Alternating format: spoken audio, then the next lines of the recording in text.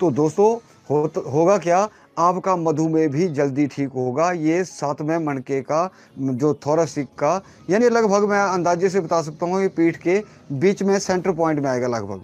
Cervical के 7 vertebrae हैं, thoracic के 12 हैं और लंबर के 5। जो थोरैसिक का 7वां वर्टिब्राज है, 7वां मणका है, वो पैनक्रियाज और शुगर का केंद्र बिंदु है। सबसे पहले मैं चलता हूँ शुगर के ऊपर, कि शुगर की जो जड़ है, जो एक शुगर जो है एक भयंकर राक्षस की तरह इस मानव जाति को डस रही है। और दोस्तों मैं इसके पीछे मतलब पूरे अपने दमखम से, पूरे ज़ोर से उससे लड़ रहा हूँ कि इसको कैसे, इससे कैसे निपटा जाए।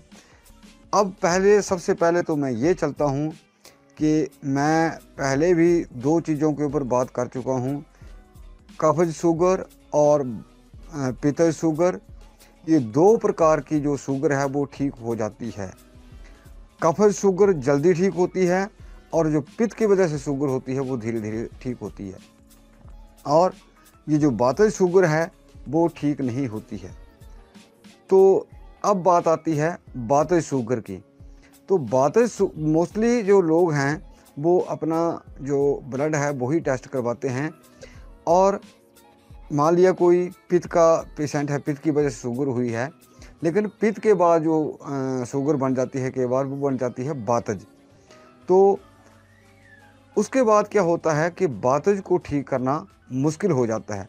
बहुत सारे लोगों का जो नुस्खों के ऊपर कई बार भरोसा टूटता है, वो यही कारण होता है, क्योंकि उनको वास्तविक पता नहीं होता है कि मुझे कौन सी शुगर हुई है। अब वातज शुगर मैं बताता हूँ कौन सी वातज शुगर होती है। वातज शुगर में आदमी का बॉडी वेट जो है वो लूज़ होता है हमेशा, और जल्दी से बहुत ज़्यादा लूज़ होता जाता है।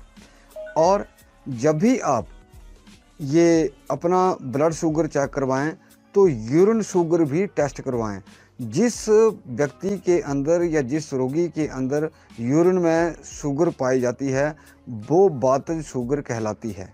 ध्यान से सुनिए दोस्तों, जिस आदमी के अंदर शुगर होती है, यूरिन के अंदर शुगर होती है, उसको वातज शुगर बोलते हैं। और जब भी आप ब्लड शुगर टेस्ट करवाएं तो यूरिन शुगर भी उस वक्त ज़रूर करवाएं, उससे आपने बिल्कुल चौकन्ना रहना है। और दोस्तों मेरा सभी भाइयों माता बहनों से ये विशेष निवेदन रहेगा कि इस वीडियो को ज़रूर लाइक करें और अभी से जितना ज़्यादा शेयर कर सकते हैं उतना कीजिए। दोस्तों बहुत बड़ा चैप्टर आज आपके सामने लेके आ रहा हूँ। ये भेद आज तक ना कोई बता पाया है, ना कोई बता पाएगा। आगे आगे सुनिए इसकी जड़ें कहाँ कहाँ तक हैं और कहाँ कहाँ से आप उसको ठीक कर सकते हैं। अब मतलब नंबर बार मैं एक एक चीज़ के ऊपर पॉइंट से चलता जाता हूँ। तो पहले बात करता हूँ कब्ज शुगर से। तो जो कब्ज शुगर है उसके लिए जो ग्लोए है, जो ग्लोए से दवाई बनती है वो नंबर 1 परफेक्ट है। उसका मुझे 99% जो है लगभग रिजल्ट मिल चुका है। दूसरा आता है पित्त श्रेणी में। तो पित्त श्रेणी में भी जो एक ग्लोए का असर है या दारू हल्दी का असर है वो बहुत ज़्यादा मैंने पॉजिटिव पाया है। इवन 90% जो रिज़ल्ट हैं वो मुझे पॉजिटिव ही मिले हैं। तो पित्त क्या होता है, जैसे कोई अत्यधिक शराब पीता है, अत्यधिक चाय पीता है, बहुत ज़्यादा टेंशन लेता है, तो ये पित्त को तेज़ करती है और उसकी वजह से उस व्यक्ति को टेंशन की वजह से ये पित्त शुगर जो है वो हो जाती है। अब आगे आता है वातज शुगर या वातज प्रमेह जिसको बोलते हैं। ये वातज प्रमेह है क्या? देखिए दोस्तों, जब भी पित्त और कफ जो है वो अत्यंत क्षीण पड़ जाते हैं और जो बात है वो हमारे शरीर में बहुत ज़्यादा हावी हो जाता है, उसकी प्रधानता बिल्कुल बढ़ जाती है, तो उस वक्त जो है वातज शुगर जो है आदमी को हो जाता है और इसका निदान करना अत्यंत कठिन है। ये ऋषि मुनियों ने इस चीज़ को खोजा है, बता दिया है। मैं सीधी बात बोलता हूँ, जो उनका कथन है वो मैं वही बोल रहा हूँ।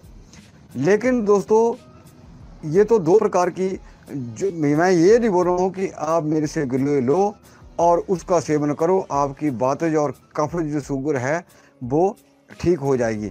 पित्त शुगर लेट ठीक होती है, वो धीरे धीरे ठीक होती है, उसके लिए वक्त लगता है। लेकिन जो कफ शुगर है वो जल्दी ठीक हो जाती है, भले ही आप नुस्खा कोई भी इख्तियार करें। वातज शुगर के लिए आप क्या करें कि नंबर 1, मेथी, करेला, नीम पत्ता और जितने भी बात को ख़त्म करने वाली औषधियाँ हैं वो कृपया ना करें। अदरवाइज क्या होगा, आपका बॉडी वेट जो है वो और जल्दी से तेज़ी से डिके हो जाएगा, लॉस हो जाएगा। और ये जो मैंने चीज़ें बताई, करेला, मेथी दाना या नीम के पत्ते, वैसे ये पित्तज रोगियों के लिए भी निषेध है मेरी तरफ से, जो मेरा एक्सपीरियंस है, जो मेरी खोज है, जो मेरी एक इन्वेंशन है। कफज रोगियों के लिए ये अच्छी चीज़ है, वो ठीक, उनके लिए ठीक है, उनके लिए बेटर साबित होगी। लेकिन पित्त वाले रोगियों के लिए और जो वातज रोगियों के लिए ये जो चीज़ें मैंने बताई तो ये मतलब नुकसानदायक है। हाँ, वातज रोगी का शुगर तो कम हो सकता है, लेकिन इन चीज़ों से शुगर तो कम होता है, लेकिन उस चीज़ को जो आपका शरीर है, जो शरीर की चर्बी है, उसको कम करेगी। तो मेरा कहने का मतलब ये है कि मैं वातज शुगर के भी ऊपर कमांड करना चाहता हूँ। दो चीज़ें तो क्लियर हो गई, पित्तज और कफज। अब रही वातज, जो आज तक कोई ठीक कर नहीं पाया, तो वातज रोगी क्या करें, उनको जैसे इस चीज़ को मत सोचिए कि मैं बढ़ावा दे रहा हूँ या किसी को नॉनवेज खाने के लिए प्रेरित कर रहा हूँ, लेकिन जो शास्त्रार्थ बातें हैं वो मैं कह रहा हूँ।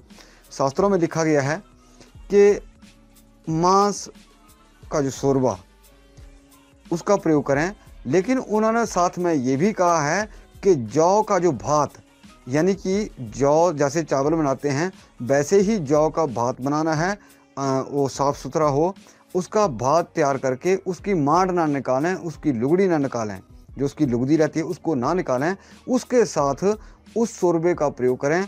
उसमें हल्का नमक हो और मिर्च मसाले उसमें बिल्कुल ना हो, और जो हल्का शोरबा है उसको प्रयोग करें, ताकि उनका बॉडी वेट जो है वो लूज़ ना हो। यानी वातज शुगर में क्या होता है, शरीर का जो धातु है वो मूत्राशय है, यानी कि अंदर धातुएं हैं, जरूरी धातुएं हैं, मज्जा है, वीर्य है, वो सारा मूत्राशय में ले जाता है। और जब भी कोई आदमी यूरिन या पेशाब करता है तो उसके जरिए वो बाहर निकल जाता है, और इसी कारण वो दिन प्रतिदिन कमज़ोर होता जाता है।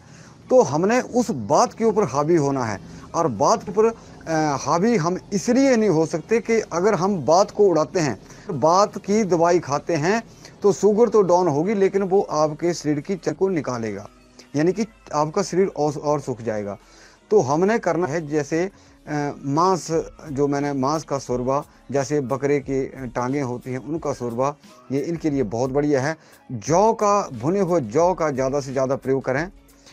तो अब जो एक और चीज़ मैंने बताई है कि 5 चीज़ों का ज़्यादा इस्तेमाल करें, वो लेप वाला, खस, इलायची, दालचीनी और चंदनभूर हो गया, ये 5 चीज़ें जो मैंने बताई थी, उसका लेप क्रीम की तरह अपने शरीर के ऊपर ज़रूर लगाएं। और दोस्तों सुनते जाइए, अभी मैं इसकी जड़ भी बताऊंगा, कहाँ है इसकी जड़, शुगर की जड़ कहाँ है। और तीसरा, बात को ख़त्म करता है हरा रंग। तो क्या करें दोस्तों, मतलब हर दिन, या ज़्यादा नहीं हो सके हर दिन नहीं हो तो तीसरे दिन इस चीज़ को ज़रूर करें। अपने पेट के ऊपर जो गाय का गोबर होता है, उसको जितना आपकी चपाती मोटी होती है उतना लेप आधे घंटे के लिए ज़रूर करें, क्योंकि हरा रंग जो वो पेट के लिए या इसके बात के लिए बहुत ज़बरदस्त है। ताकि आपका अगर पेट का बात जो वो हट जाता है, और शुगर जो है या जो आपका मूत्राशय है वहाँ से या हमारे शरीर से जो बात निकल जाता है, तो आपके इस चीज़ के ऊपर वो चीज़ कमांड करना शुरू कर सकती है। ये वातज रोगियों के लिए बहुत लाभकारी चीज़ है दोस्तों। दोबारा से बोल देता हूँ कि वातज, जिनको यूरिन शुगर है वो अपने पेट के ऊपर गाय का गोबर का लेप, जितनी चपाती मोटी होती है उतना लेप करें।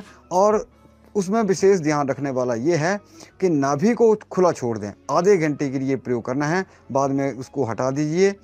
और कोई भी आपने तली चीज़ या खट्टी चीज़ का प्रयोग नहीं करना है। रात को आपने 4-5 बूंदें अपने नाभि के ऊपर ज़रूर डालनी है। ये बहुत ज़रूरी चीज़ें होती हैं। अब इसकी जड़ कहाँ है दोस्तों, ये सोचने वाली बात है। आपने एक चीज़ देखी होगी, जब छोटे बच्चों को पेट में अचानक रात को दर्द हो जाता है तो माताएं क्या करती हैं, उसको उल्टा लटा करके थोड़ा सा सरसों का तेल लगा करके उसके पीठ को मालिश करते हैं। पहले तो, अब तो चलो दवाइयाँ एकदम मिल जाती हैं, पहले दवाइयाँ नहीं हुआ करती थी, तो वो उसको पीठ को मालिश किया करते थे और उसके पेट से जो गैस थी वो खाली हुआ करती थी।